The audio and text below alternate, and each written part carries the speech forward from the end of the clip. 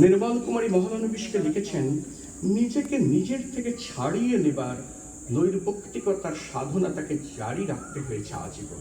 ওম ভূর্ভুবঃ স্বঃ তৎসবিতুর্বরেণ্যং ভর্গো দেবস্য ধীমহি ধিয়ো ইয়ো নঃ প্রচোদয়াৎ। তার একাত্রা স্ফটিকখণ্ড নিয়ে বলি, তাকে পেয়েছি, তাকে জেনেছি।